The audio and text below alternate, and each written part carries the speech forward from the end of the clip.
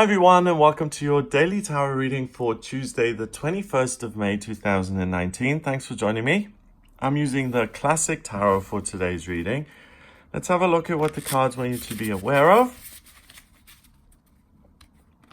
and what energy you'll be working with today. So let's have a look. We have the Six of Swords, the Strength card, and the Four of Wands. All right, so we have the Six of Swords, which is a card that represents a journey, and it's in the middle of the night, so something is kind of cloak and daggerish here.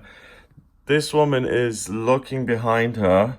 The young girl is clinging onto her, so it looks like they're escaping a really dangerous situation. We've got this guy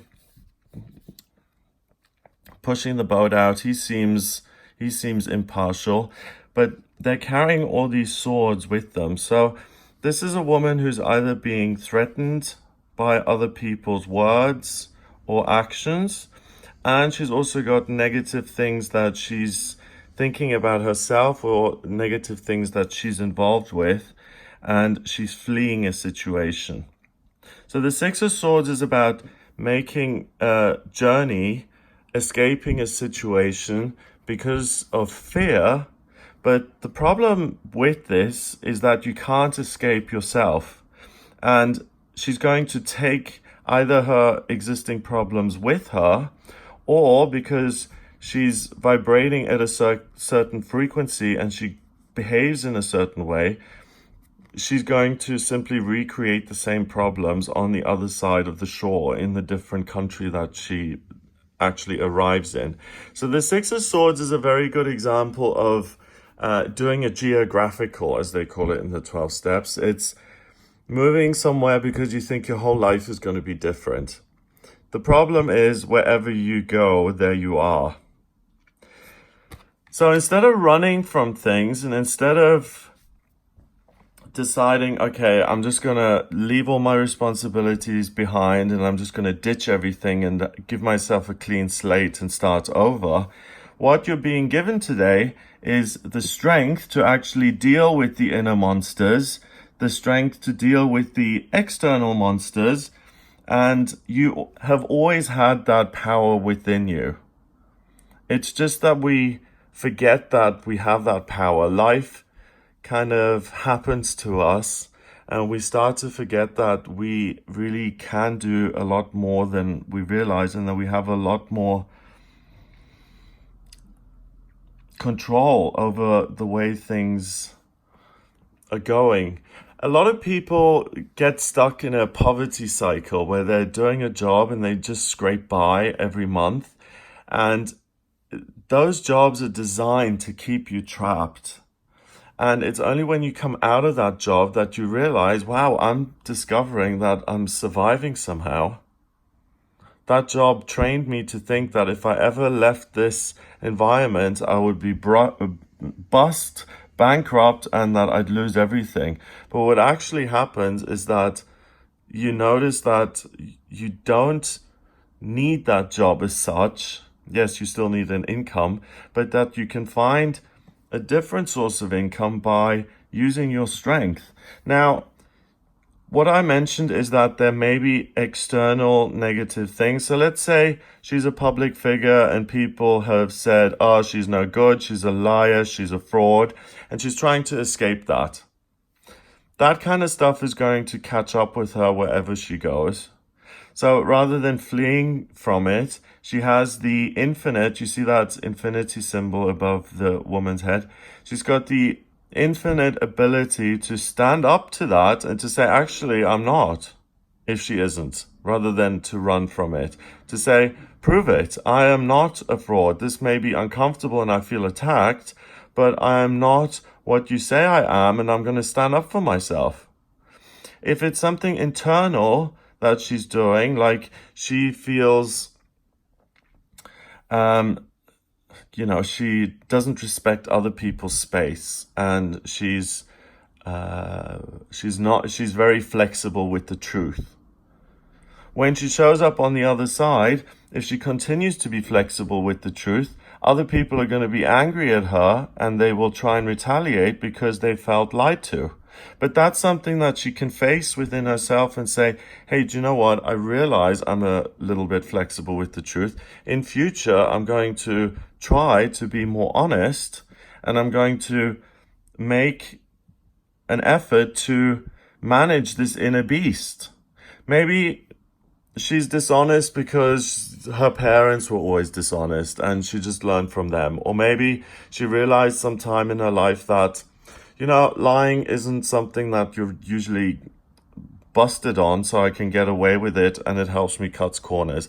Whatever the reason is doesn't matter, but what matters is that she's in a situation where she constantly has to flee, and once she's on the other side of the ocean here and she's putting down roots, it's almost certain that after 6 months or a year or 2 years, she's going to have to flee again. And that poor kid that she's got with her is going to be uprooted all the time because this woman isn't dealing with her inner demons, and she isn't dealing with the things that come up as a result of her inner demons. If you step on someone else's toes, they're going to retaliate and they're going to step on your toes. It's just the way people are. So this isn't kind of victim blaming. This is saying that if you've really got some sort of characteristics and they keep getting you into trouble, the answer isn't to run away from them and just hope that, they're going to go away and that in a different place, you're going to be happier. I tried to do this after university. I kind of fled to Australia. I fell in love with this guy and it was unrequited. And I thought, it's just the people here. They don't get me because I'm a foreigner.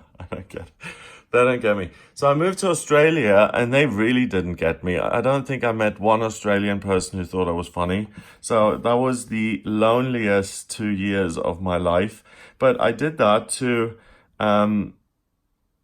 escape my circumstances. And I thought, well, I'm looking for my people. I'm looking for my tribe. If I only find the right people, if I find the right kind of people, then I'll be part of the club. I'm not going to be on the outside. I won't always feel alone and criticized and all of that. If I'd woken up and I'd said, do you know what? It hurts, but this guy didn't love you back. Face your heartbreak and don't generalize. Just because one person didn't love you doesn't mean that a whole country doesn't love you. You see, it sounds ridiculous when I say it now, but when you think like that, and you don't put it down on paper, we can really blow things out of proportion.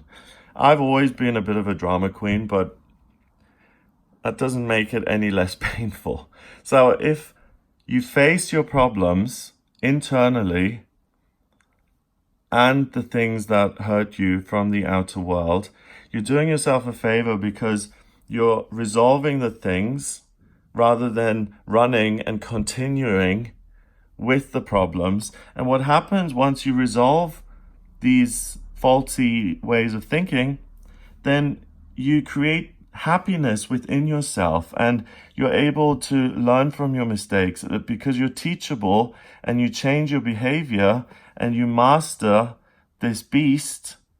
You then start to adopt different ways of behaving. You start to figure out different ways of solving problems. So today is a really good day to change the way you approach situations. And if there are things that keep happening to you, if there's a pattern in life that's problematic and that you faced over and over and over and over again, and it's starting to become apparent to you, then don't run this time. Look at it square in the eye and say, okay, I'm going to deal with this and I'm going to see what this is about. Do some personal inventory. Do some soul searching around this and see why you're doing these why you keep getting yourself in these situations. So in my case, it would have been, why do you keep falling in love with people who are straight? Or why? So you're setting up yourself for failure because you're not going to change someone's sexuality. Or why do you feel that different people in different cultures are going to respond to you differently? And look at those things and resolve them. Some of them are experience, some of them you don't have the answers for. None of us have all of the answers, but facing these things and our assumptions is much better than just running with them and then wasting another 2 years, another 4 years. So if you face the truth and your own difficulties today, you create the Four of Wands, which is the most positive card in the deck. You create a doorway.